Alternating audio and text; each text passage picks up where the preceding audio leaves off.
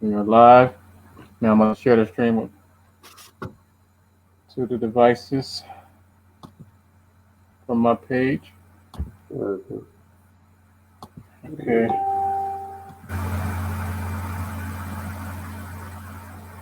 Let's start my page. Tag your page.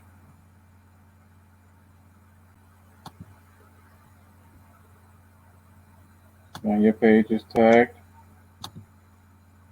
Share it to my group.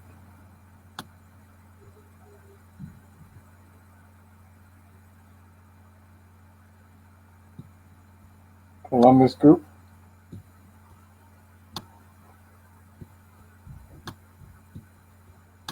Turn down my background devices. All any other devices turned down, it should be okay. As long as the volume is muted on other devices. Okay, I was blaming Shaitan Rajim. Bismillahir Rahmanir Rahim. Alhamdulillah, Alhamdulillahi Rabbil Alameen. Allahumma salli ala Muhammadin wa ali Muhammadin. Allahumma salli ala Ibrahim wa ali Ibrahim innaka Hamidum Majid. Allahumma barik ala Muhammadin wa ali Muhammadin. Allahumma barik ala Ibrahim wa ali Ibrahim innaka Hamidum Majid. Assalamu alaikum wa rahmatullah to my guests and to all those out there who will join us. Let's show this. Okay. We are live once again. This episode of Tasawwuf and Black Muslim men's mental health. And our topic today is growing up a Black Muslim and making it to marriage as a virgin.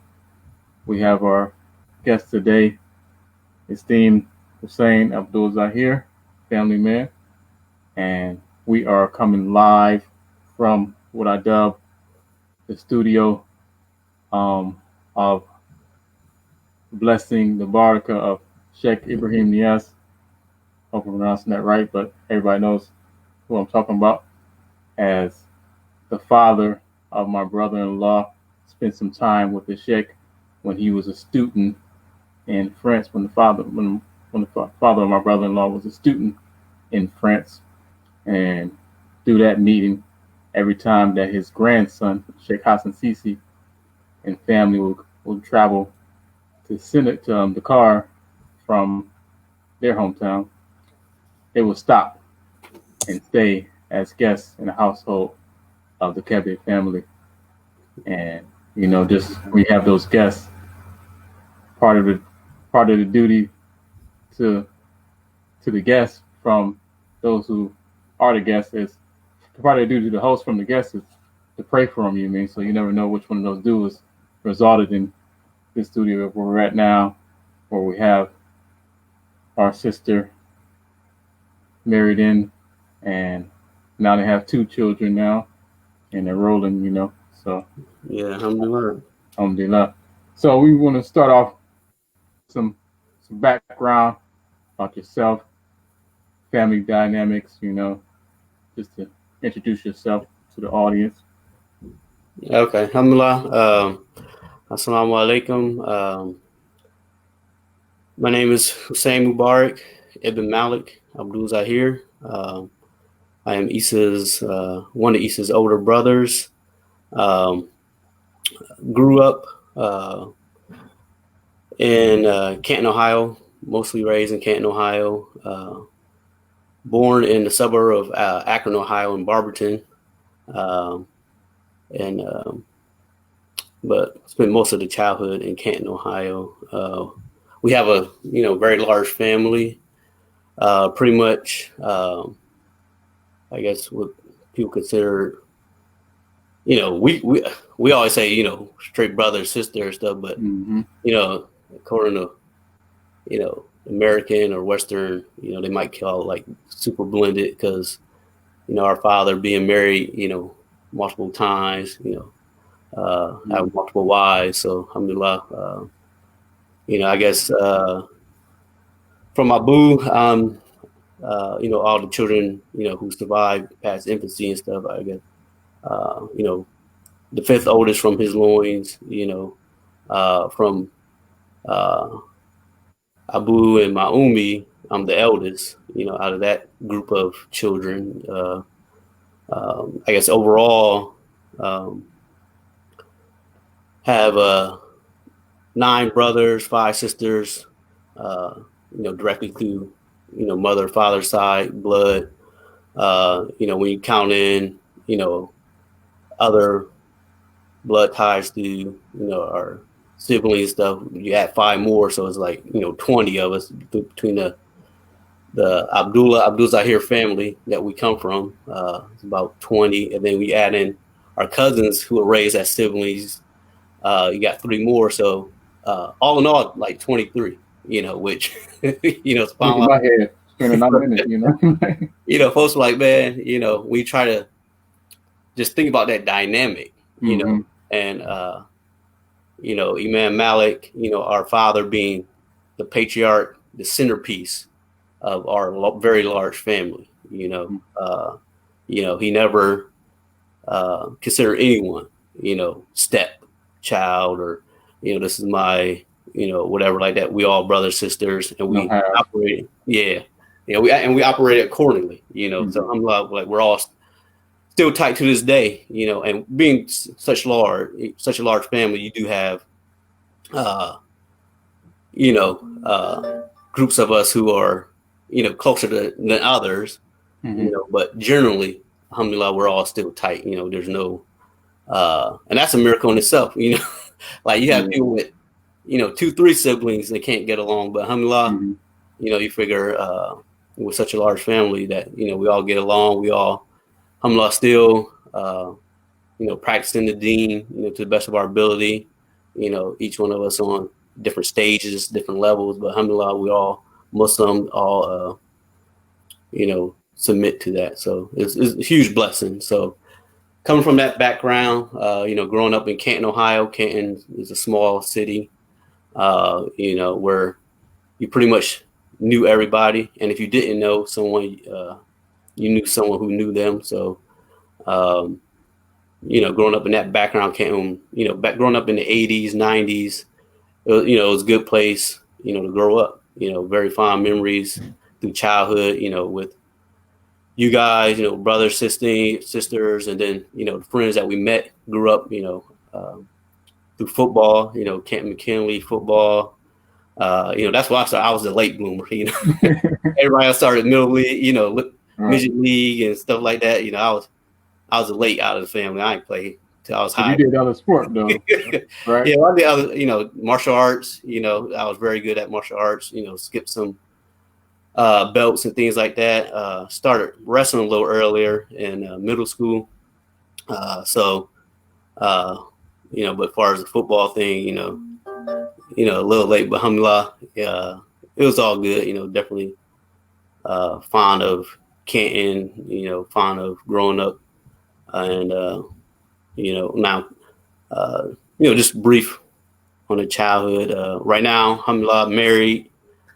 4 children, inshallah, 1 on the way. So excited about that, excited like it's my first, like it's your first, yeah.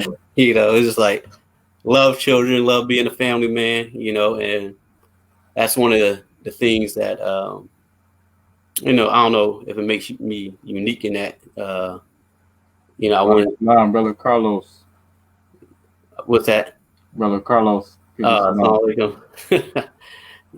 think, I wanted to be a family man at a very young age. I remember being in kindergarten, thinking about, man, when I get married, I'm had this kind of family. Not too many kindergartens think like that. Let's go there. Like, where did that come from? What motivated that? I don't know where it came from, but I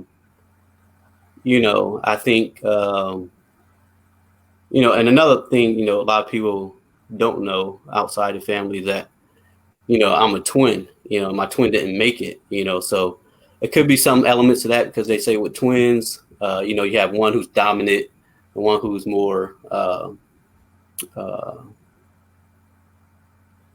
as more laid back, reserved. Yeah, more laid back. I'm the laid back brother, So, but as far as where that came from, I don't know, brother. Maybe it's just something that was innate, something that was just inside. I honestly can't explain where that desire came from. But I think it's something that was probably the driving force. I knew at an early age that I wanted a family, that I wanted to be married. So I think even as I grew into preteen, teenager, stuff like that, that was still there. It wasn't like something that faded away, or it's like, oh man, little kids, you had that kind of thought or idea. That's cute, but nah, it was just something that I always wanted. So, and I would add in that our father would tell people that he had 2 wives but 1 family. Right. Yeah. That it was 1 unity. Right, and that was key. Because as an imam, he had certain leadership qualities. So the most important leadership quality is in your family. It's you'll have leaders out there who go out to save the world and neglect their family. And to me, that's deficient. That's a deficient form of leadership, because when we look at the greatest leader, the Prophet Muhammad, peace be upon him, sallallahu alaihi wasallam, he reminded us that the best amongst you is the best, whoever's best to their family, and he reminded us that he was the best, amongst us, amongst humanity, and he said that that incredible example, as being a father, being a husband, being the best to his family. So, I think our father, being that foundation, that core, really set that good example of family, and like you said, he didn't differentiate, even though he had 2 wives, it's like, we want family. So, and so you say that we thought it was like normal having that type of family, right? Like you might think it was like normal for us, like right, normal, right. And that's the thing too, is so we've all had that experience, of growing up in a polygynous, or being children of a polygynous marriage. So for us, it was normal. It was like, okay, yeah, you got 2 ummis, we can see each other when we want to. Yeah, see each other. Like, they say, all right, I'm staying over with Issa and Teak, and oh man, it's cool, and vice versa, and it was just it was all love, and that was the driving thing, the driving force, love and family, and knowledge of Allah, the Creator. You have to have that, in order to be successful, in terms of family. So I think I've taken that, or taken that, with me, seeing that example, and with that being the force, or the foundation, is like, even with the flaws, we have different flaws, we see our parents' flaws, we see our flaws and stuff like that, but that foundation was the key. So you say that would show with us being tight, and and being close as adults, and keep our kids close, and right, yeah, and that's the key, having that sense of family, and that importance of family, it kept us close, and our, so much so, to even to this day, like, we'll have family gatherings, and anyone who is on the outside, like, they feel overwhelmed. I remember when we got married, my wife saying, like, man, like, she was just like, it was just like so much to absorb, like, seeing a family that big and that tight. It was like, wow, it was just like, all right, I thought, she thought, like, her closeness and things with her family was, solid. And then when she saw it, she's like, wow, there's other families out there like that. And there's other, but just to see it on that big of a scale, when you have, that many siblings, sometimes it can be overwhelming for, outsiders, Right. But, once they get to know us, and like, oh man, this is this is amazing, you know. So right, yeah, and I actually like talked to one brother who like you can't tell him that us being close and a lot of different success that we had collectively that like that's a miracle. like you know like really right, yeah, it's definitely a huge understanding blessing. the times and the situation that we're in and it's blacks in America and stuff like that, you know. So. Right, and I mean, obviously, you know, the dean is the reason for that. You know, that being ingrained in us, you know, at a very early age, um, you know, is the key because, you know, like we said earlier, like you have families very, you know, much smaller. You know, maybe it's me and my two brothers, or me, my sister and brother, and they may not get along. You know, just with a family of, you know, 3 children. So it's a huge blessing. Okay, I want to talk to you about a little bit more background since you from your father now, from at least from his father, and then your father, you mean his upbringing. If you can shine a light a little bit on some of their story, you know, on your grandfather and your father, as far as their lives and Yeah, connected with yours. yeah. So it definitely is multi-generational. You know, so our father, you know, his upbringing, you know, our grandfather was very much a family man. You know, he prided himself on making sure that our father knew his family. You know, uh, as far as his cousins, his aunts, his uncles. You know, spending, you know, going on trips with them. You know, knowing them. Um, but even, you know, going back early on when he was a young boy, you know, he lost his mother.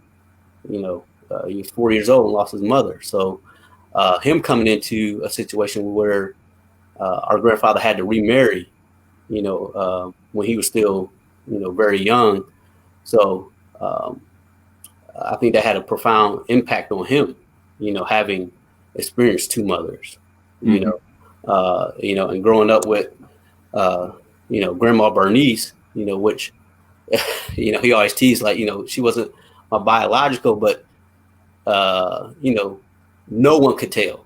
You know, he was like, Mm-hmm. nobody could tell that she was not my biological mother, you know, Mm-hmm. because the way she treated him, the way he loved her, the way our grandfather, you know, held the household, you know, as Mm-hmm. far as, uh, you know, the family, you know, And so he gave what's her the that? confidence to do what she do her thing. You know, he gave her the confidence Right, to be that right, second mother to him. right. And, so that, I mean, I believe that trickled down to when he established his family, you Mm-hmm. know, having, um, you know, that blended, uh, you know, family, or, you know, adopting, you know, uh, you know, his great, niece and nephew, you know, like things like that. So like, Mm-hmm. um, that was ingrained early on. So it was like, um, I think that, really set, uh, you know, that family, strong family dynamic. And, you know, um, even with, you know, our grandfather, he didn't have a big family, you know, him and, uh, you know, our,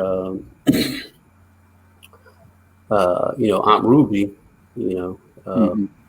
it was just, uh, but family, you know, it was very, you know, extended family, you know, coming from down south, you Mm-hmm. know, having that Southern kind of mentality of family, you know, even when they moved up north, you know, to Ohio and stuff, you know, those qualities carried on, you know, and now we're seeing it multi-generational. So, Mm-hmm.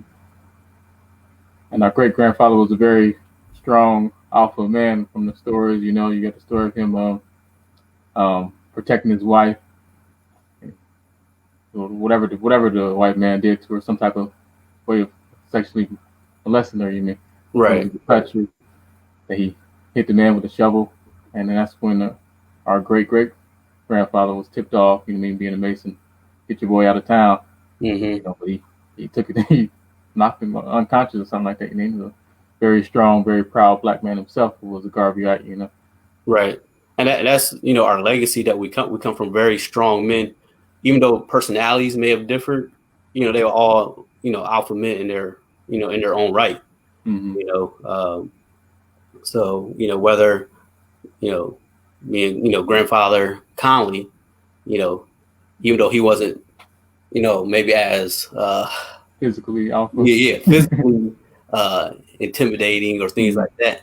You know, he's a very strong man, you know, and that was something that, you know, Abu, you know, made sure we knew about our grandfather and our great grandfather, you know, and their type of the strength they had, you know.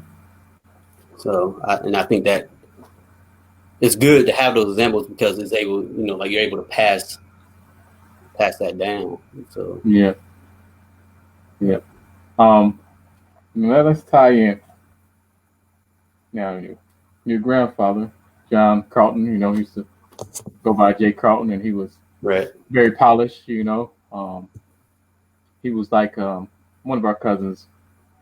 Shoot, put it like he was like one of the most eligible bachelors at the at the time of marrying. You know, but you know, he married later. You mean, and he was like a ladies' man. You know, right, respectful. You mean in that sense? You know, he was a ladies' man. You know, right.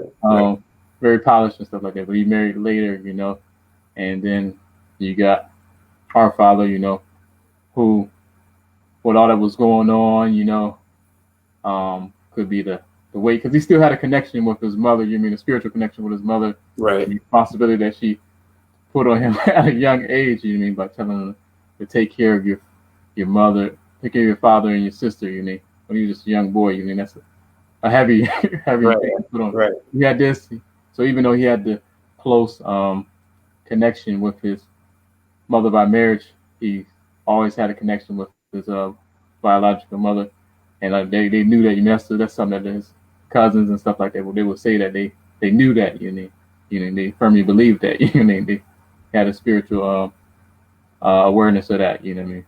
So, but he was a little different. That where he said he used to wear the shirt. He had the shirt. Remember, he said he had the shirt that said, "I'm the one that your mother warned you about." You know. Yeah. So he really was like, for whatever reason, dealing with, I guess, his way of dealing with a different circumstances that he grew up that his father didn't have to grow up with. That he embraced that bad boy image. It's more like a maybe to escape from stuff. But he embraced that bad boy image.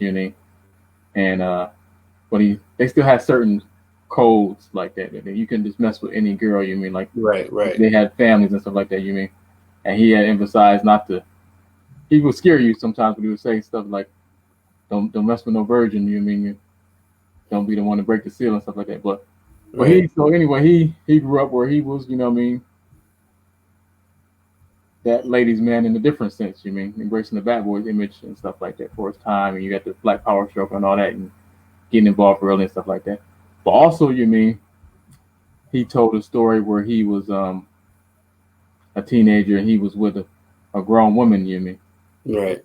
And you think about that, that story is told like, and it's good to mention here on this channel where we're talking about black men and mental health and stuff as well. That you can't say that story if you're if you're on the opposite, where it's a man that's dating a teenage girl. Right. They're gonna want your head. Right. Inside or in prison, but it's not that black boy is not looking at somebody being vulnerable. Right. Picture's painted like you wanted it.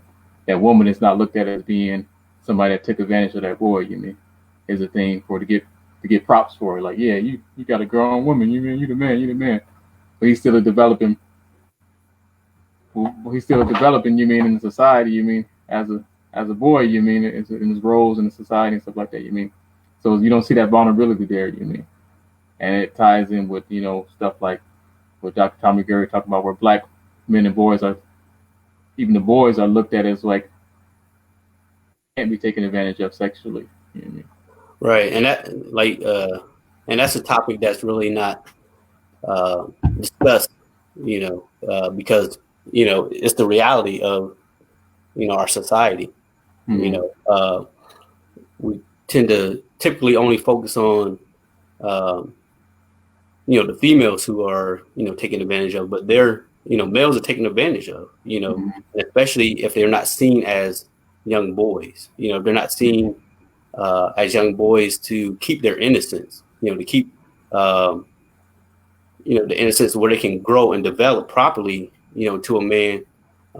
They're seen as, oh, well, just because he has the size of a grown man doesn't mean he's mentally there. He's still growing and developing, and they take advantage of the physical aspect, and leave mental scars, and that's something that's not, discussed, but it needs to be discussed because it happens more often than people will admit.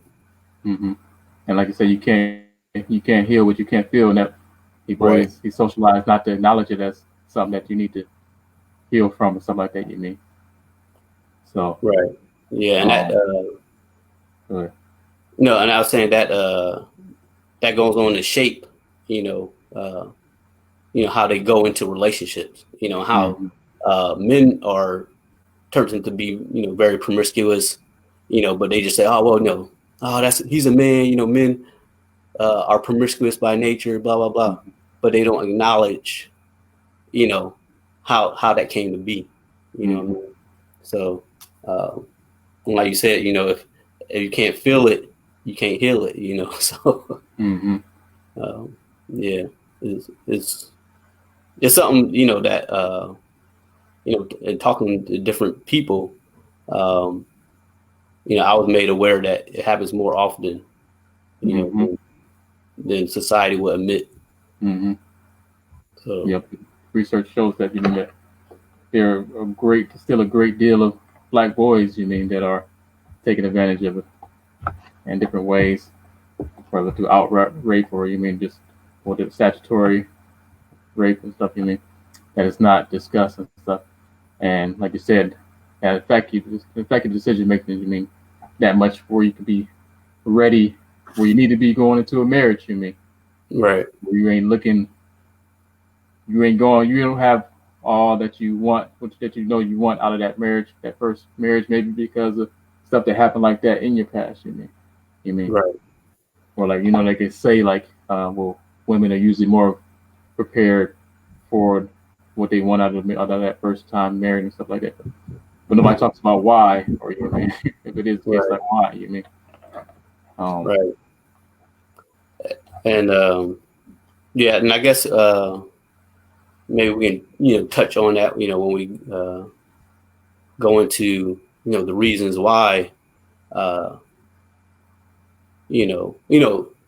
men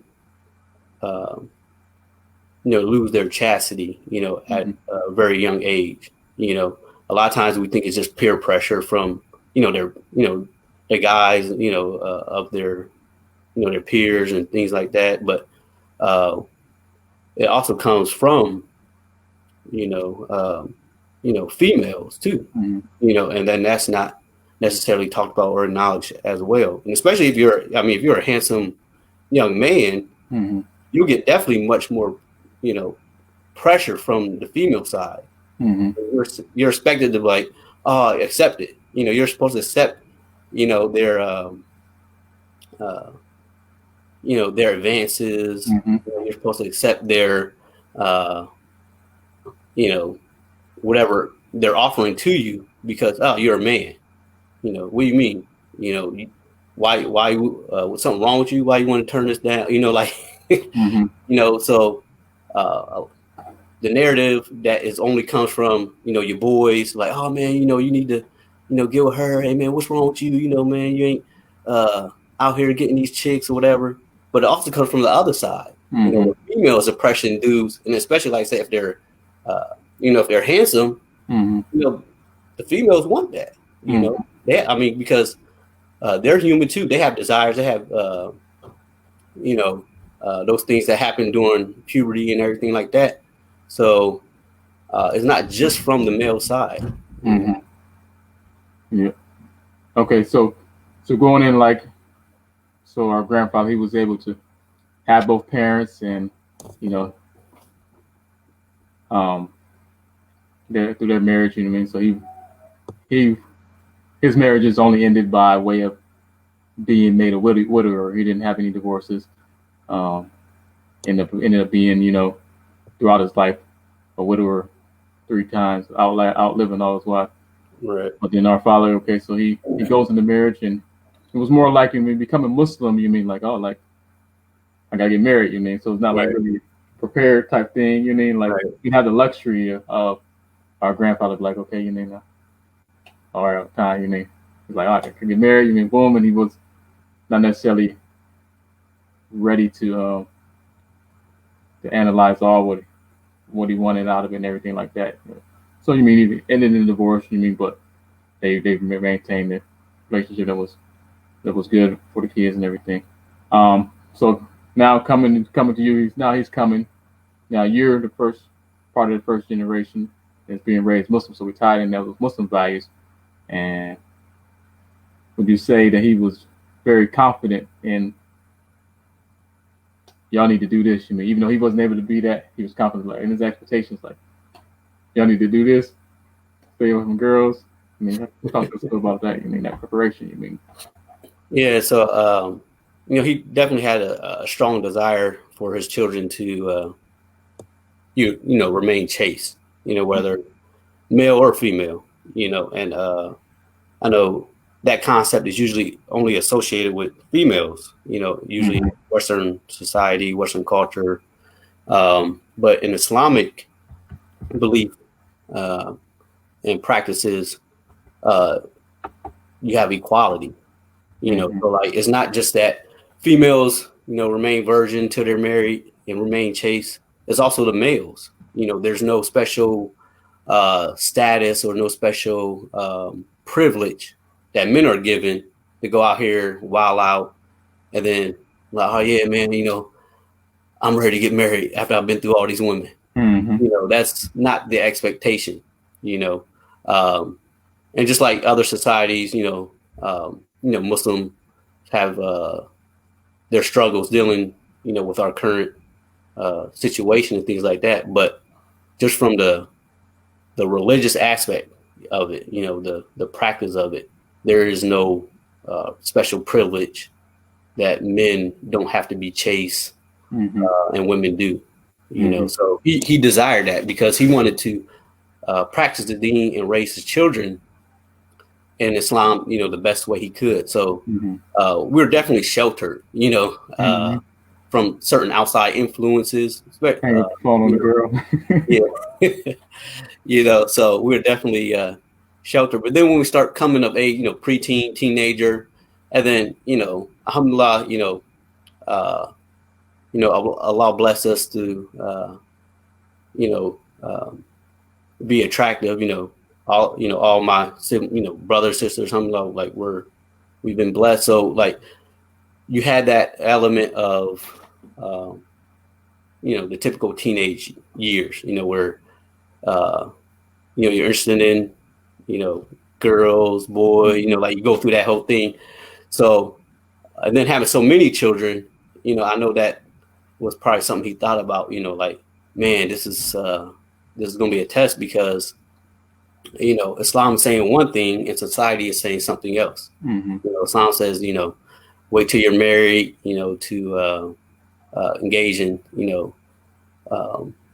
sexual intercourse and things like that. Whereas the society says, hey, if feel good, do it. You need experience. How you're going to like, all these different messages that society is giving. So I think, he sheltered us the best he could, and try to install, the different Islamic principles and things like that. But I think there's other aspects, that, may help some be more protected than others, depending on personality and things like that. Okay, now before we go into that one,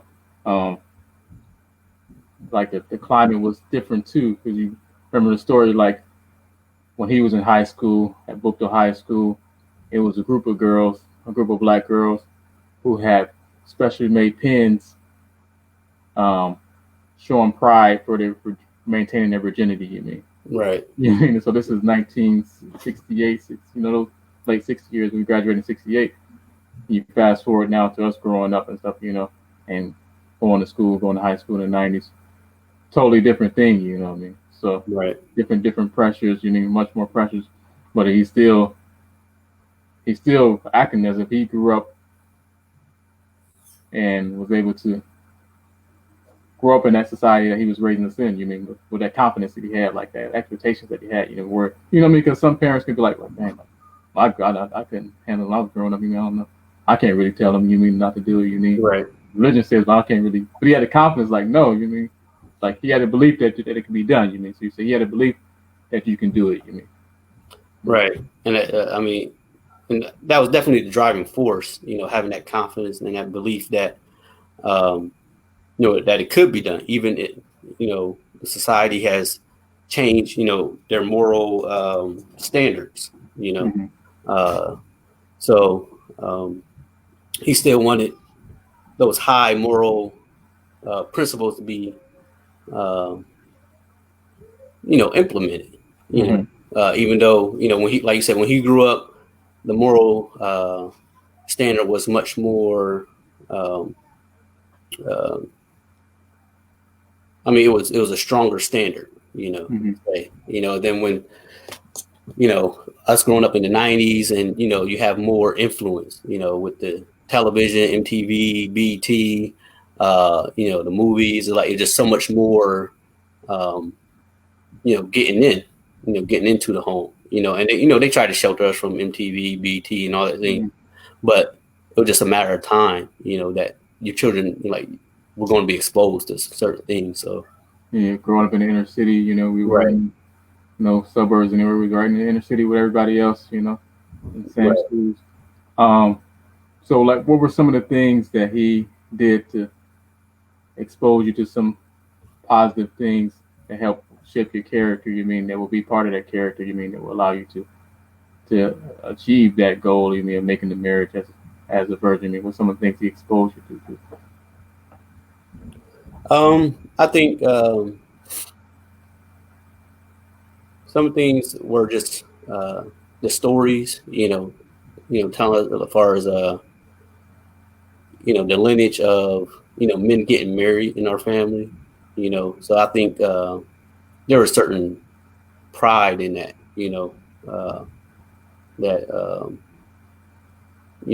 and I saw, when he talked and when he, told us the stories as far as grandfather, great grandfather, and just how they were men who stood up. It was like, hey, I'm gonna get married. It was something that was seen as being a man. So like you have these different concepts of being a man. But that was one of the concepts that he tried to ingrain in us, that real men get married. So I think that was very important, and I think that was something that I really took to heart. I think I took that really to heart, that my idea of a man was, you step up, you handle your business, you get married, and I, and even, he get on some of us were like, man, stop playing house, stop playing house, do the real thing. Don't play, play house, so, and people think that's an old school mentality, but it was something that he believed strongly in, and I think that really shaped my outlook on being a man. Like step up, you get married, you take care of your responsibilities, and so I think that played a huge role. So I guess kind of going back on some things we talked about, obviously the religion, the dean played a huge role. But when you're a kid, you don't know religion. You just know the religion is what your your parents. They show you, and that concept of hadith where Aisha, radiallahu anha, when they asked about the messenger of Allah, Rasulullah sallallahu alaihi wasallam, he was a walking Quran. Our parents are until we come of age, that's what they are. We can't read, books, of Akida or fiqh or, things like that. So we turn to them. So definitely having that strong male figure, that good parental guidance, from, mother and father, that was key. So religion, the parents, and then I guess something we can go on, next is our surrounding, friends, social network. So how did you come about? How did you come about choosing on every level of education that you were at? You were particular about the friends that you chose. You knew you weren't at school with any Muslims, but you wanted to choose the best out of what you could. So how did you go about doing that? And what were some of the things that you looked for and choosing who you was going to hang around? I think it was just natural, like looking back, I can probably break it down, hindsight, but I think at the time, I just, kind of flock towards people of similar mindset or similar qualities, anybody who knows me know I was, quiet, but also I was terrible, I was very shy, very shy. And I think that played a huge role on the type of friends, that I have, or had, in school, because like you said, there weren't any other Muslims or African American Muslims or things like that were, we got to have that. So my friends, they shared similar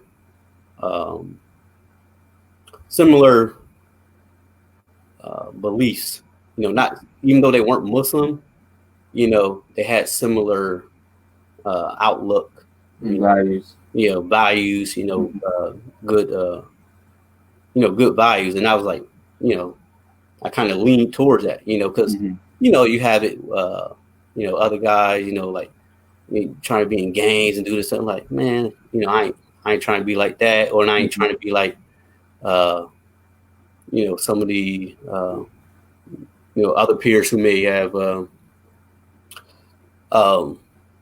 had more loose understanding or loose lifestyles, So I just naturally linked up with them, and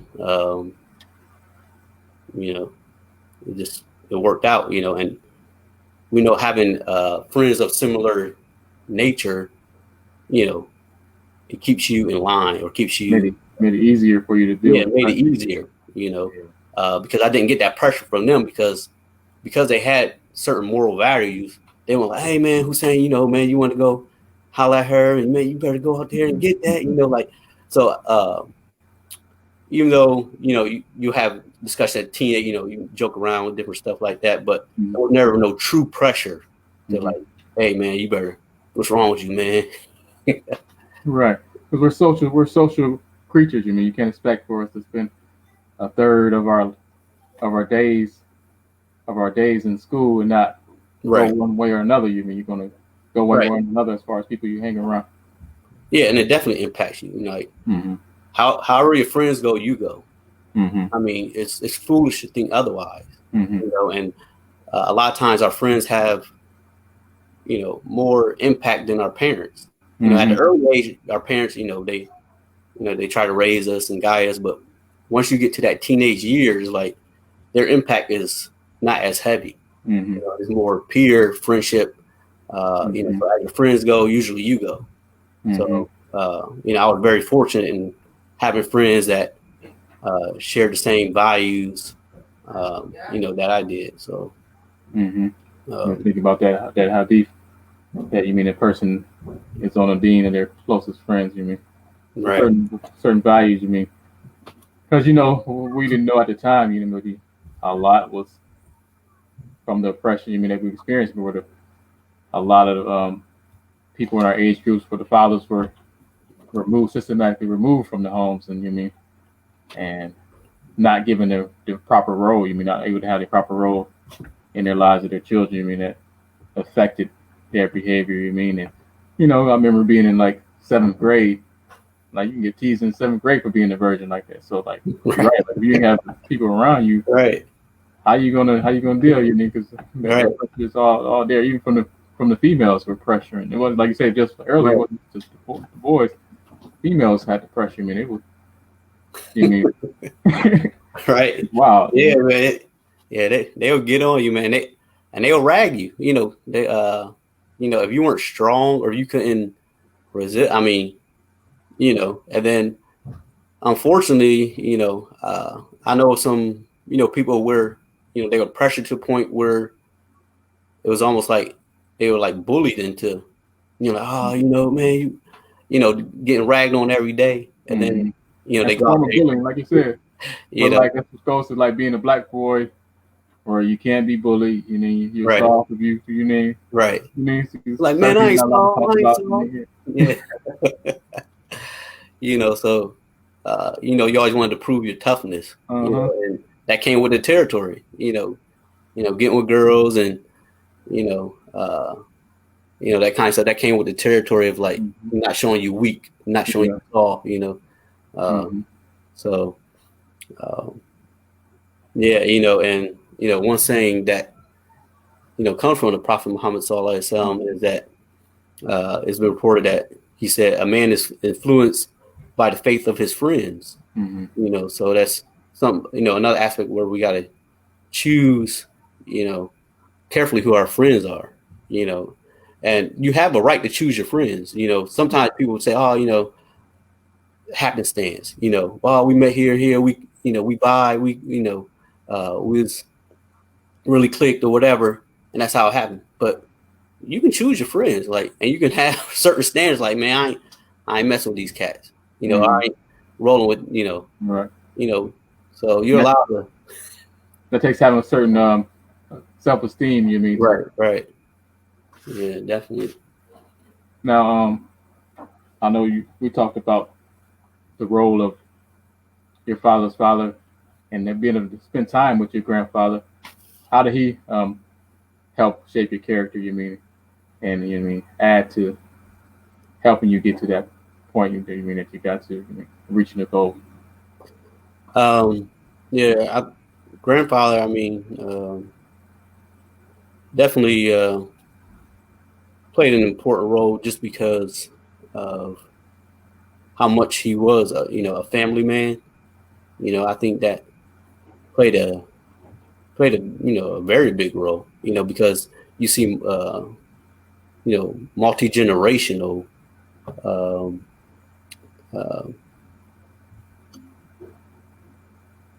multi-generational lesson, like you learn lessons, so it's not just like your father was out wilding out and then he's like, you know what, I became Muslim, all that. But it's like, no, even before Islam, there were certain values and things that were part of our family, and that's the beauty of Islam, is that Islam never throws away any good. The good before that you had, before Islam, you bring it with you in Islam, So, him having that strong family, having those strong family principles, really played a huge role. I remember we used to go on trips, go on shows and stuff like that. Talk about that, yeah. And he would just talk about, the family history, talk about, and we used to love hearing him talk about, Abu as a boy, and and the funny thing was, like, even though he was old by the time, like, we were little, young men, but or boys, but he was old, but he would check Abu, We loved it. We loved it because here it is, like our father still having that respect for his father, and as a kid, you love like we just crack up. I remember we would crack up like, oh, grandfather checked up, so. But it was just something that we got to see, that that we saw that adab, thing that Islam that we learned later on that Islam is all adab, right. Everything you have that, right. That's good. Yeah. So, what about times? Like when the times, some rough points, where you might have reached in your later years, like before college or high school or college, I don't know, like, dang, I don't know if I can make it, If you had those points, like, dang, I might just give in and get with a girl and everybody else doing it and stuff. I ain't got no examples, Right. What were some of the things that from the dean and from your family that helped you, focus and regroup, I think so.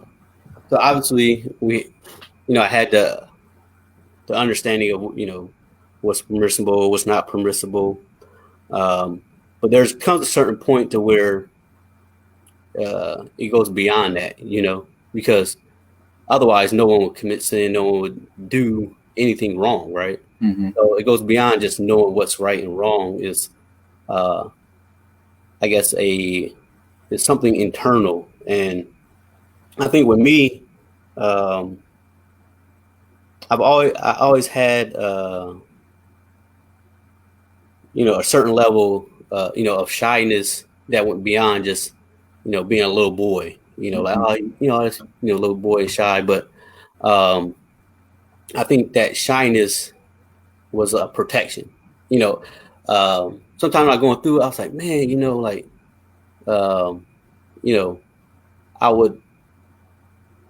I wouldn't say be upset that I didn't overcome my shyness until late teen years or whatever. But like hindsight, I was like, it was a huge blessing, a huge blessing because it kept me from doing certain things. Like I had, the same exact desires and even maybe more so than the guys who was out here doing it, but it was a certain level of shyness that kept me from doing that, and it, so being at a young age and coming up to my later teen years, that stayed with me, so it was that, and it was a shyness from doing what was wrong,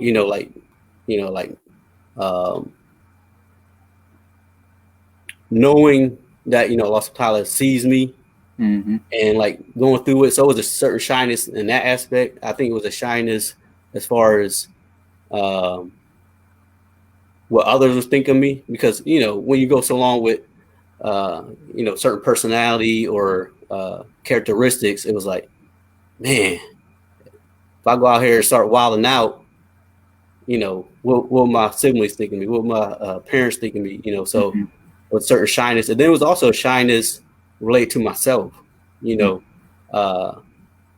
I didn't want to be a certain way, so, like hindsight looking at it, now I was like, man, it was a huge protection, because, man, I wanted to be out there doing everything that, a lot of my peers were doing.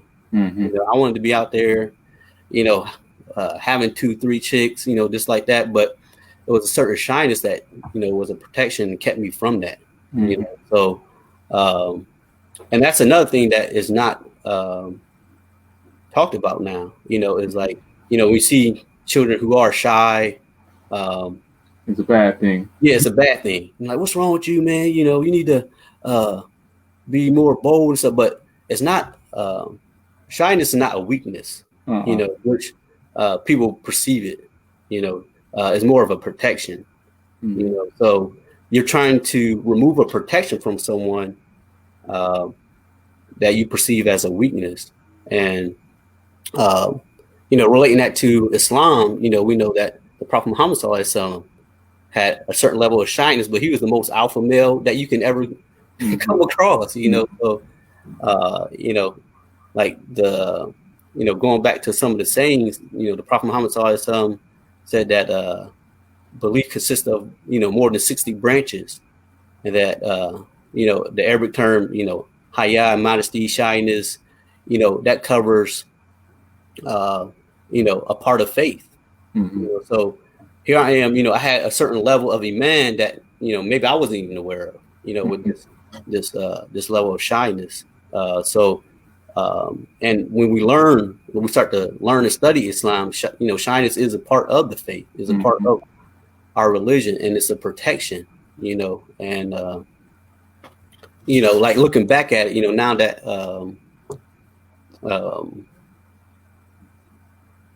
you know, it wasn't something to be frowned on or be something that was like, oh man, you know, what's wrong with it? It was like, man, that's a blessing. You know what I mean? Because like having those desires and things like that, I think had I got caught up in that, I probably would have been worse than a lot of people, because it was so strong in me. But the shyness, and maybe that's why I had it, you know, Allah subhanahu wa ta'ala may have blessed me with it, because, you know, had it not been for that, I may have been worse than dudes you hear on the street, like, man, you know, he got 10 babies by 10 different baby mamas. Like that probably could have been me, but it was you know, that certain shyness that was a protection. Yeah, when you talk about using your intellect, you gave examples of using your intellect when you talk about this scenario in the main, how I looked about this such and such.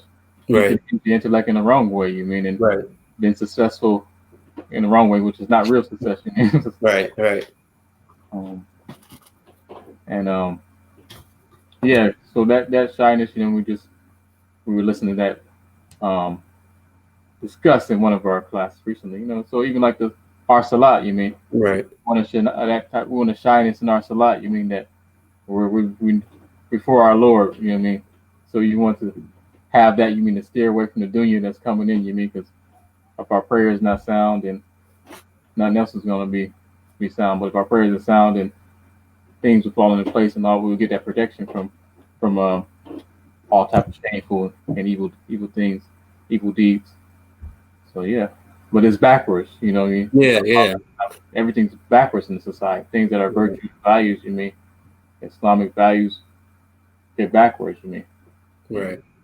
The society be arrogant, and you mean, and all the negative traits, you mean, are promoted, while the good qualities, especially for black boys, are frowned upon, looked down upon, you mean, contemptuous, you mean, shameful, you mean. Right. So now, so what point would you say that you reach where you're like, okay, I feel confident. Right. Not the coast is clear, the test is still there, but I feel I can make it in. I can make it to marriage. Yeah, I think that was probably sophomore year in college. You know, I think I was at the point to where, you know, it was kind of like that fork in the road. You know, I had an idea of what I wanted. You know, but I also still had, you know, the outside pressure. You know, and then just being male is like, you know, the hormone aspect of it. You know, like, so you're going through that. You know, going through these trying times, but you know, I believe I was 19. I was like this is like pretty much a conversation I'm having to myself. You know, I'm wrestling with myself, wrestling with you know, my desires, wrestling with, you know, the man, you know, that I want to be. And you know, I was at the point like, you know what, you know, I had that thought like, man, you know what, I'm in college. You know what I mean? I'm about to wild out, you know what I mean? But then it was something that was even stronger. It's like, you know what? If you do that, that's not you, man. You know, that's not you. You know, you would be doing it and you would pretty much regret that decision. So it was like, it was that internal battle, you know, where, you know, I'm wrestling with myself, but alhamdulillah, you know, the stronger me, I guess, you know, prevailed. And I just settled on it. Like, you know what? That's not me. You know, I've been this long, you know, and I don't want to hate myself, you know, and that would be a reality I would have to deal with, you know, for the rest of my life. Mm-hmm. So, you know, I think 19 was that fork in the road. Like, I'm about to go out here, start, you know, messing around, or stay true to myself. And I chose to, you know, stay true to myself. So, you know, it was tough, man. It was tough, but it was definitely an internal fight I had. Okay. Now, so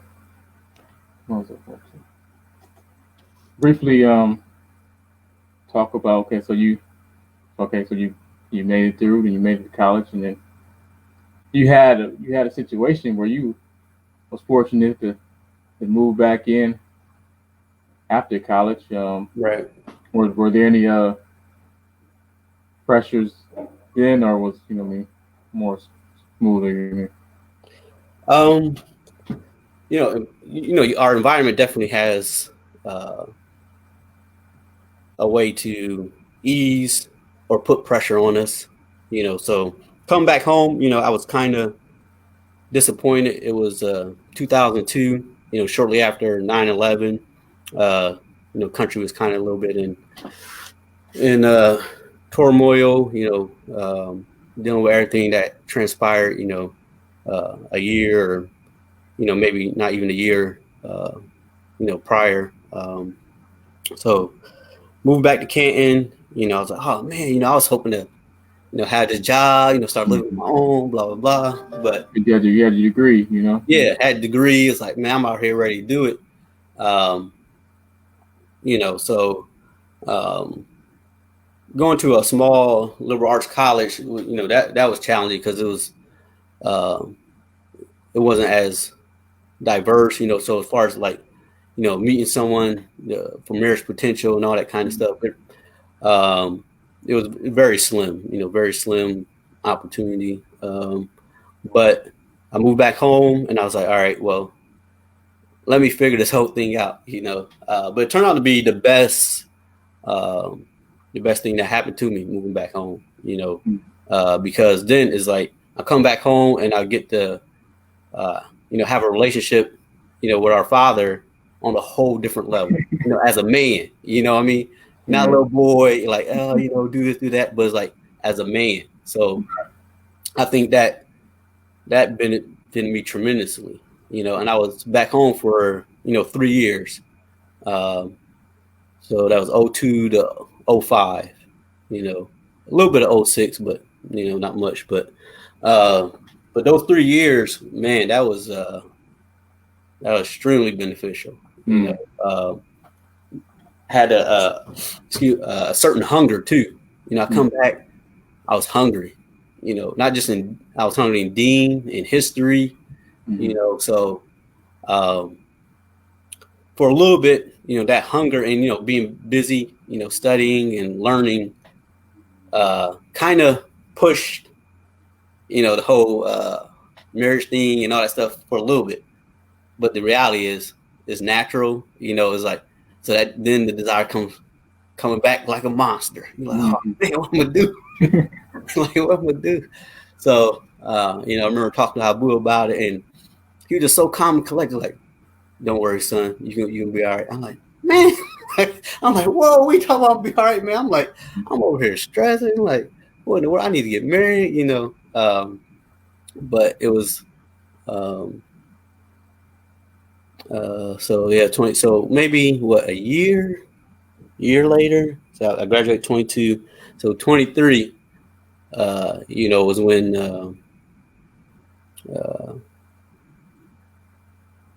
you know, he brought us more into the understanding of tasawwuf, you know, and that really changed my whole outlook, You know, like, where this come from?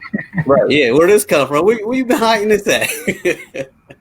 You know, where you been hiding this at, man? You know, so that changed my whole outlook on everything, really, on everything. Wait, you know, this is this page. You gotta tell me a little bit about the story. You mean one of his openings? You mean, and when he was with the short trip? You mean to Sudan? Which wasn't a planned trip. You mean? Just ran up there where she just happened to have a son studying, you know, overseas, and he invited him to go. So tell us a little bit about his experience with that sheikh in Sudan, if you don't mind. I guess like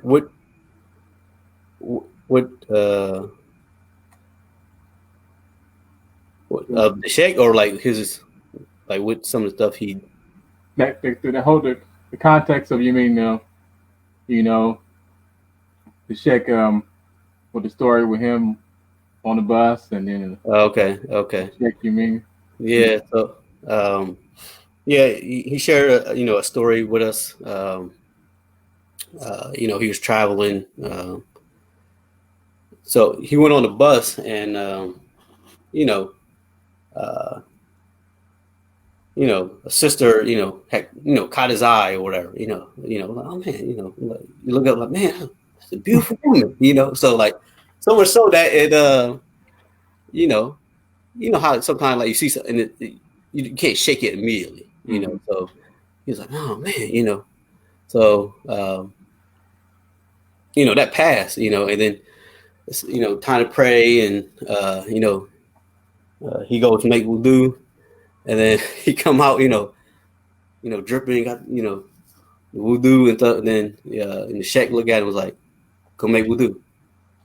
He's like, "What you talking about?" Like, okay, well, I made wudu, so let me do all, everything slower. Maybe I was rushing, that kind of thing. And so he goes make wudu again. Comes back out, sheikh be like, "Go make wudu." I mean, he's like, it's really like, getting to him. He's like, man, did I not learn something properly? Just kind of, that whole thing. So, he really wanted to clear his intentions and, make wudu. And then he finally made it. And then the sheikh was like, he looked at him and was like, now I see that woman, out of your eyes. So like the sheikh saw the woman still in his eyes, when he was trying to make wudu. And it was like, your wudu is not pure. It's not complete, so that was one story that, he shared with us.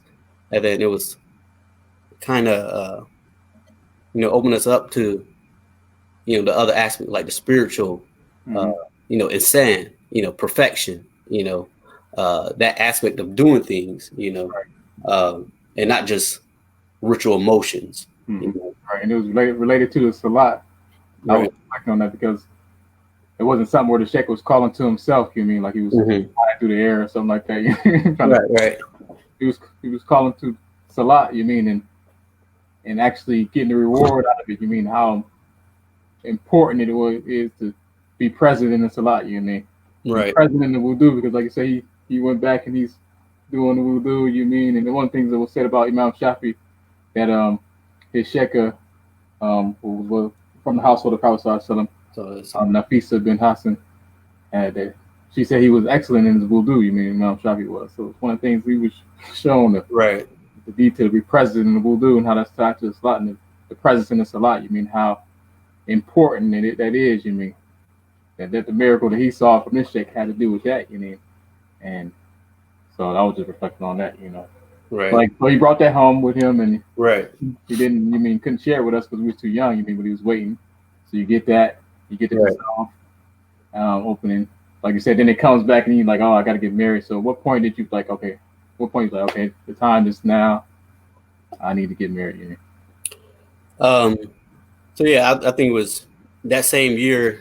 23 years old. I was like, I got to get married. So you know, being, exposed more to, the spirituality things, the first thing was, the passing of, grandfather Conley. That really was deep, because I saw the funeral before the funeral. I had a dream where I saw, the entire funeral. It was a woman preacher, and I was like, wow, that's deep. And then I can't remember how much later after that dream, we go there, and guess what? It's a woman preacher. And the thing that shook me was, like, I looked back and I was like, wait a minute, I saw Grandfather Conley, but you know who it was? It was Cousin Carlton. Kind of favorite, a little bit. So, in my dream, it was telling me it was grandfather, but it was actually, in reality, Cousin Carlton, who was sitting in the pews or whatever. So that was like the first thing. And then, that's leading up to this next dream that I had where, I like,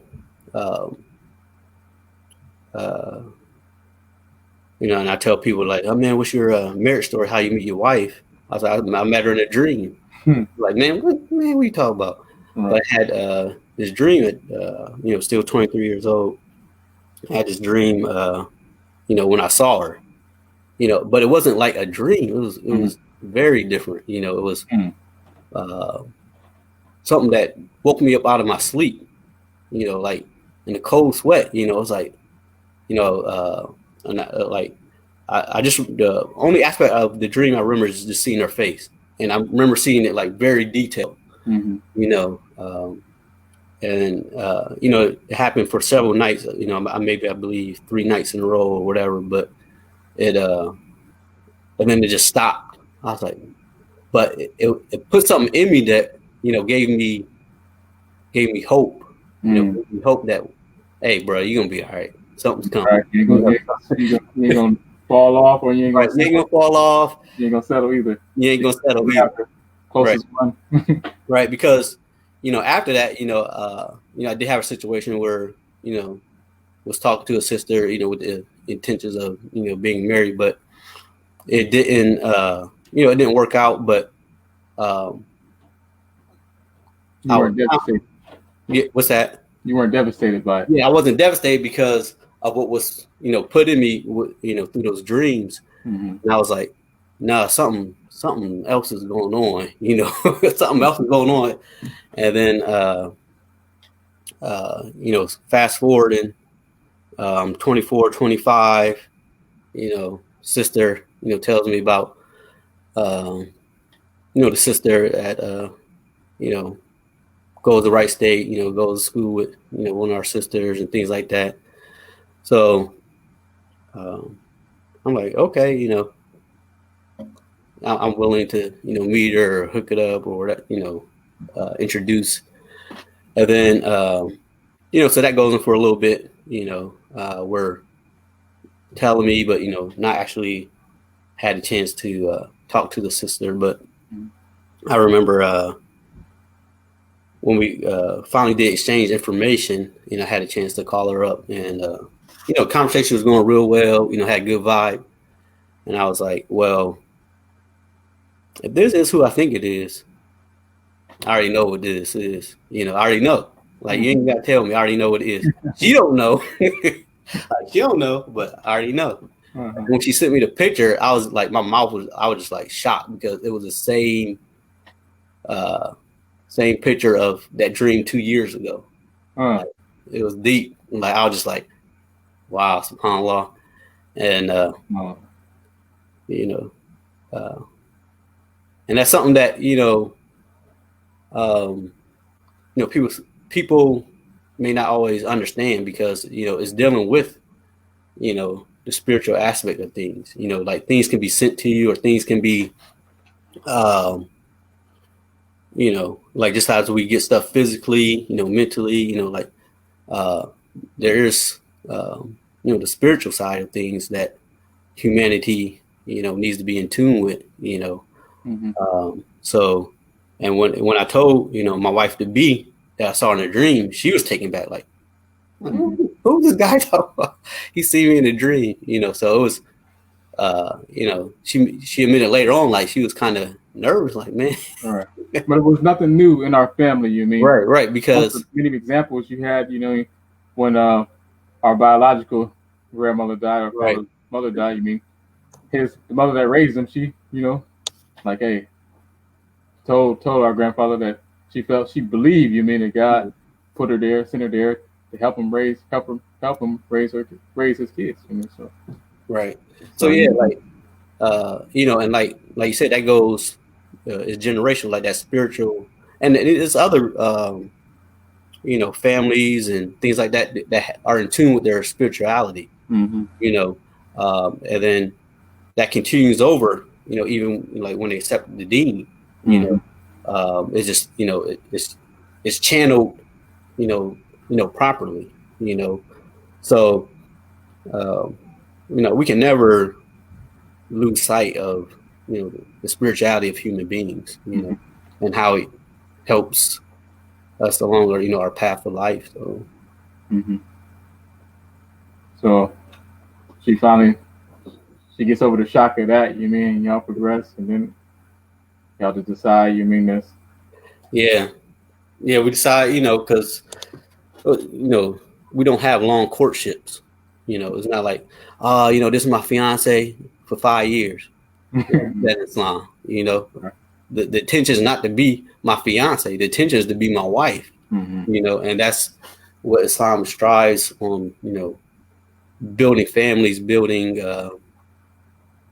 relationships, not with, you're not going to be an intention. Like someone's a fiance, you intend to marry them, but you're not going to be an intention for 5 years, 10 years. And that's something that goes on in our current society, is that, oh yeah, she's my fiance. How long y'all been together? Oh man, 15 years.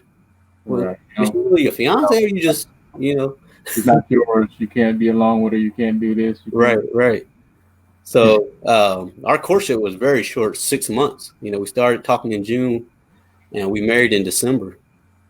But the conversations were powerful. It wasn't superficial stuff. We were talking about, how we wanted to raise a family, how many children we want. How are you when you get mad, upset? Like bringing it all to the table.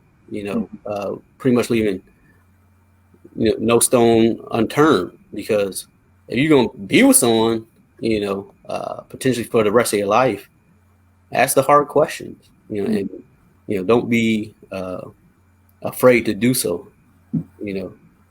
So it was in depth. Like, I hear people married talking about stuff we talked about in those 6 months. They're just now talking about, and they've been married like 5 years. So it's definitely something that you don't want to be hesitant about. So you had a unique situation too, where that you had to have a certain character maturity, where and discuss it out, where you're in Canton and she's still in Cincinnati. Right. You have to move there and wait for your job to transfer. But you're taking over the bills and stuff like that. You're getting down there on the weekends. You're barely getting there. You're sleepy and stuff. Right. And stuff. But you're there, and she understands that you're the man. The roles was understood and stuff like that. What was discussed there? To make it clear, was that was something easily discussed? Yeah, I think it was some things we discussed, before our at marriage, as far as like household, ideas, responsibilities, things like that. And like I said, it was like finance and all that, like this stuff we discussed in those 6 months. And I told her, I'll be taking care of all, living expenses, rent, bills. Like, I don't expect you to take care of any of that, because I felt that, what the Quran says, men are the protectors and maintainers of women, because we spend out of our, our sustenance. And so, um, I believe that fully, that, I'm not looking at your salary as the household salary, Mm-hmm. And anything extra, I told her, like anything extra, like you want to go on these trips and stuff like that. If I can afford it, we doing it. If I Mm-hmm. can't afford it, if you want to say, hey, let's go, we'll go. So like her money, has always been her money, and her money has always been, uh, she's of the giving nature and character that, um, she spends freely. As far as, hey, let's go to Disney World, let's go to cruise, let's do this, do that. So like anything extra, but she knows she don't have to pay. She has no, expenses. Mm-hmm. She don't have, worry about mortgage, or, doesn't have to worry about bills or food, or, any living expenses. She does not have to worry about, and so much so, like, um, she said she was talking to someone. They was like, oh, what do you bill? She's like, zero. And they were shocked, like, because, our current society is very tough, just because, the situation that many of us men are in, that, we don't make a lot of money. But Mm-hmm. also we have to be, we have to live in our means too, Mm-hmm. like as best as we can, and it's getting tougher, with the current economic situation. But COVID. yeah. So I mean, there's a lot of things that factor in, but just having that understanding, uh, I think it really makes the marriage go, smooth. Mm-hmm. So And you had a certain level of trust in her and a trust in y'all intentions and all that came with it, that you could be the exception where you didn't have to worry about the, no moving to no woman's spot. right, yeah, and and that was the, the beauty of her personality and her character, and also, with her, having not having previous, experiences as far as like, uh being promiscuous and stuff, so she's not bringing that kind of baggage, Mm-hmm. and that's why, Islam encouraged chastity, on both sides, because, if you're not bringing all this baggage into a relationship, then it's much easier, because you're building something new together, you Mm-hmm. know, and where society, they'll have you thinking that it's a good thing to bring a whole bunch of baggage, and, like, oh, uh, not being chased, or being a virgin is something bad. Mm-hmm. Whereas you're like, no, that's great. I'm not bringing all this baggage in. She's not bringing all this baggage in, Mm-hmm. you know. So something that they're promoting as good really has hurt a lot of relationships, because Yeah. they're bringing so much in, and you're bringing so much in, that it's like, man, we gotta unpack all these, you know, unpack all this luggage and this and that, and I don't know if this fits, and All right. Don't so even know where to start sometimes. right, yeah, so What about this?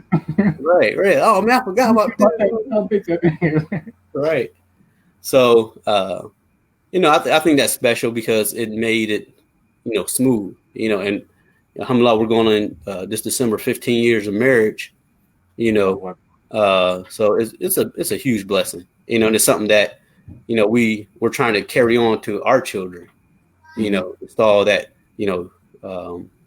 same kind of mindset, and we're, and amongst our friends and stuff, looking at their children, like, okay, what compatibility, might our children have for each other, because, Young um, planning. yeah, already planning, because, unfortunately, um, the society is not getting any better, with their moral standards, so. So you would list that as the advantages, with them being a third generation, that you can plan that better. You already, because you were the first, even though you were second generation Muslim, you was first generation raised Muslim, you mean? Right. You had to get that experience for yourself without any precedent. Now you're able to know what it's like growing up Muslim, so you can get that experience with them. So you count that as an advantage for them, right? Yeah, definitely. I think it's an advantage. And then, them having grandparents, who are, Muslim, Mm-hmm. On both sides, Mm-hmm. Really gives them, an additional, um, Islamic, outlook. It's my grandparents on this side, my grandparents on this side. So they have, um, that history, that they can lean on. So I think that definitely is an advantage. Um, it's not a guarantee. We all know it's not a guarantee because, Allah subhanahu wa ta'ala, he guides, whoever, he pleases and chooses, but it definitely does give them an environmental advantage. It definitely gives them a religious advantage to a certain extent.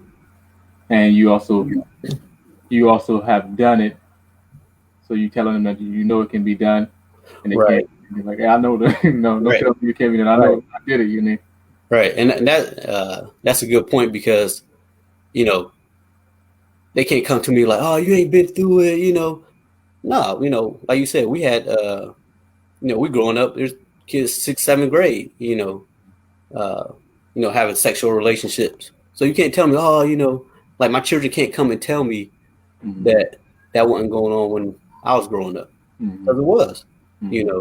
So it does give me more credit, so to Like I speak. did it. I survived it. I made Right. it as a marriage a virgin. You can do it. I know it can be done. So Right. Yeah. I It can be don't done. know, Right. So I think that definitely gives me, some good credit, in case that argument or discussion comes up. What about going to Cincinnati and coming to Columbus and going back to Cincinnati?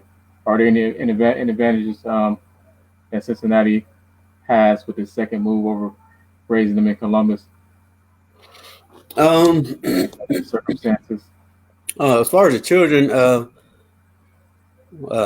we came back to Cincinnati, because of Islamic school, so we wanted to get that early foundation, and even if they couldn't stay, in that environment, let's say to high school, you know, uh, I think having a foundation, really gives you something to lean back on. Even if you kind of go off the path a little bit, having that Islamic educational foundation, Mm-hmm. I think gives them, a little bit of an advantage. So with Columbus, they were young, Musa was what, kindergarten, first Mm-hmm. grade. So they were too young to even be influenced, by Right. any. I guess I'm speaking to like the baraka of the intention of going back to Cincinnati for the Islamic education, and and and that aspect anyway. Yeah, I think we definitely see some of the baraka in that, and then sometimes you don't know how much your children are learning or absorbing until a situation arises. Mm-hmm. Uh, so I think something happened. What was it? Something recently, um, to where my daughter, she was like kind of putting me in check because I was watching something and then it had like had some cuss words or something. She's like, "Oh, Daddy, what are you doing? Like, what is it?" So it was nice that uh, having that foundation where they know um, that just because you're the parent don't mean Mm-hmm. you can uh, uh, listen to things or do things that are maybe not in line with what we're teaching them and things like that. So, and then even some are the kids having that Quranic foundation at an early age.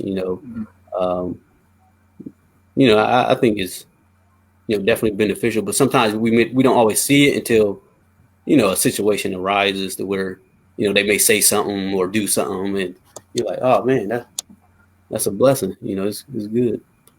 All right. Now, as we close up, 2 questions. The first one,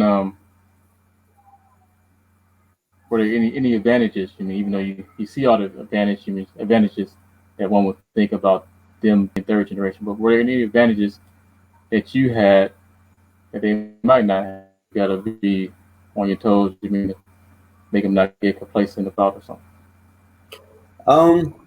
Yeah, I think it's definitely some advantages I had. Going to the public school.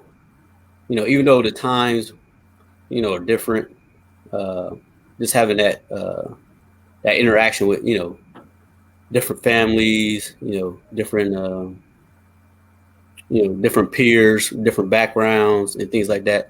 I think that is beneficial, so that you can see a bigger picture. Because we send your children to private school, there tend to be people of certain background or similar interests, stuff like that, which that's the reason you're doing it, because they have similar interests or similar things like that. But also you don't want to keep them isolated for children who are different, have different experiences and things like that, because when they're grown, you're going to interact with everybody. So and then also too, when we were growing up, going into a public school, I think we had more. It makes you not take certain things for granted, like for your Islam stuff. And whereas, like, if you're surrounded by Muslims, you're surrounded in that environment, sometimes, like, you could get lazy. Whereas if you're in an environment where you're not completely surrounded by Muslims, sometimes you may be on your toes. But I don't know, it's a real it's it's a delicate balance, because each offers benefit, so they have to be able to pull from both. Right. Pull the good from both. Yeah, definitely. So because you were battle tested, in a big family where you couldn't get all the attention anyway because you had all these siblings and stuff like that. Wasn't no, you had to get your time in, right, and also you in the belly of the beast, right, right. Okay. So now, like, any advice you have to some of our youth now, to encourage them, to hold on to their chastity, to make it, to believe they can do it, advice to them, and then advice to the parents raising kids.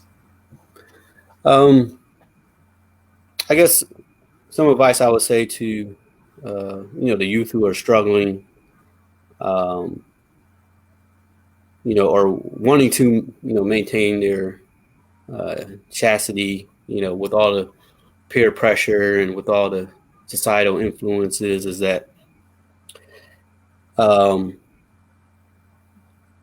one, have friends who are of similar like, friends who are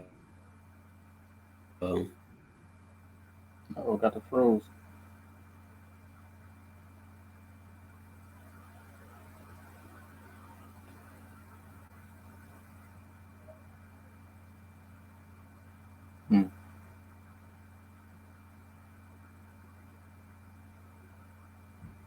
He froze up.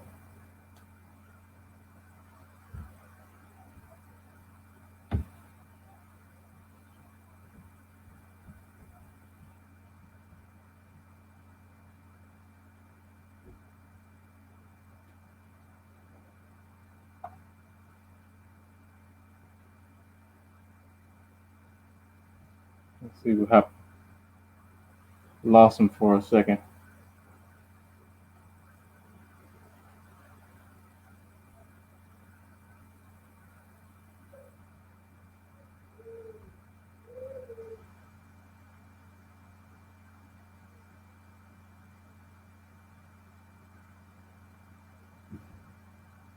Okay, let's see, he's back. Let me bring him back. Lost you for a second. Okay, yeah, I don't know, something with a connection. But yeah, advice I would give to, the youth who are struggling. It is pretty much surround yourself with good friends who share similar likes and interests to as you, because that's a huge help. That would help reduce a lot of that pressure when you're around similar individuals. Another thing is just to stay true to yourself, because it is difficult, when you have so much outside influences, coming at you on a daily basis. But if you're grounded and you have strong beliefs, that you want to, not be out there, and want to save yourself to marriage and things like that, then don't let anyone sway you. Hold firm to, your belief. And as parents, I would say, don't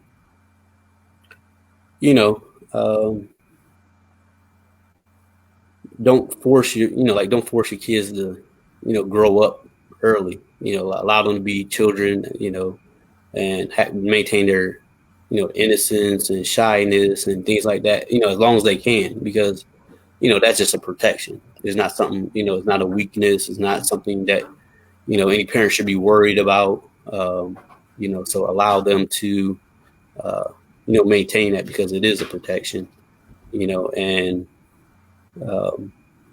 when they, inquire about it, educate them, educate your children on,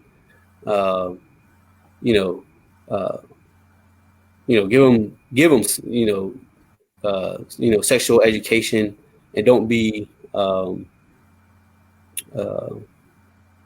untruthful, or, give them the goods, the bad, explain to them, they should know, you don't want to be, that's one thing, I was not ignorant, I wasn't ignorant of, sex or, things like that. I knew exactly, everything that it entailed, but just because you don't do it doesn't mean you're ignorant. So don't allow your children to be ignorant about it. Make sure they're very well educated, and that will help them go a long way, so yeah, education, allow them to maintain their, their shyness, their innocence, and, they'll be fine, So. Okay, now briefly shout out your business for us. For those who might not be aware of it still. You mean get a quick promo of your business. Young Black business family. We started a drink business, Ginger to Remember. You can follow us on Instagram, Facebook. GingerToRemember.com is our website. We sell small batch ginger brews, with the intent and idea to provide, medicine through drink. So we have, honey versions of all our ginger. Those who study natural medicine know honey is, has medicinal purpose, benefits. So we're out there, we're doing that. We're growing, trying to, get people to be healthy. That's something that we're passionate about. So, Yeah, journeytoremember.com, Instagram, Facebook. Check us out. You won't be disappointed. Good. Definitely, yes, good stuff. Definitely good stuff. GingerToRemember.com. Order now. Support Black businesses. And then my closeout, I'm just gonna promote 2 books. This book, Beginning of Guidance by Imam Ghazali. His status is great in Islam, as you know, and he was also authority in the Shafi Madhab as well as being, one of the great figures in Tasawwuf. And I just was promoted today because it was a story about the teacher of Imam al-Haddad and how he in his books he references to Imam Ghazali. You mean that's what the scholars did after they would read the books of Imam Ghazali, Imam Nawawi, the ones that came after them. And it was a story about the teacher Imam al-Haddad that a student close to him. You mean he got a spiritual opening by reading this book, The Beginning of Guidance. You mean so you get it on the and that's why our teacher Imam Amin made it do that. We get that type of open. You mean it's powerful. They would read books. You mean like 70 times with their teacher. You mean different books. You mean they would go over it and get those benefits from it. But MMAC.com, Masjid Muhammad, AtlanticCityBooks.com. You mean and the books, the proceeds help to benefit the masjid. You mean they're doing a thing in October to raise $20,000 to fully repair their roof. And that's one of the institutions serving the Black Muslim community. Watch the Black Imams Roundtable. One of our other Roundtable Imams, Imam Naeem Abdul-Zahir, had his book, Muslim Lessons. Going to get that book too.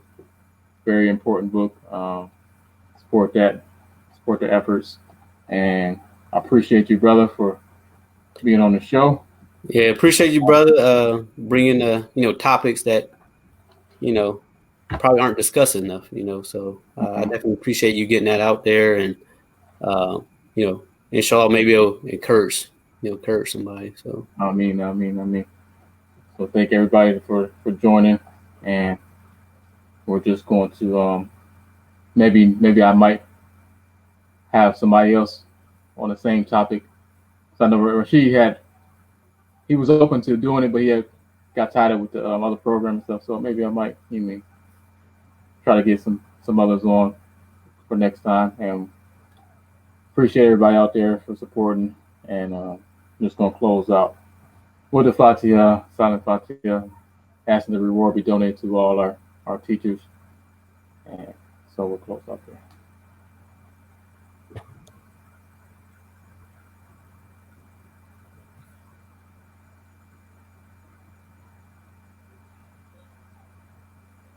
Everybody enjoy your day, and we're out. Assalamu alaikum warahmatullahi wabarakatuh. Wa alaikum salam wa rahmatullahi wa barakatuh.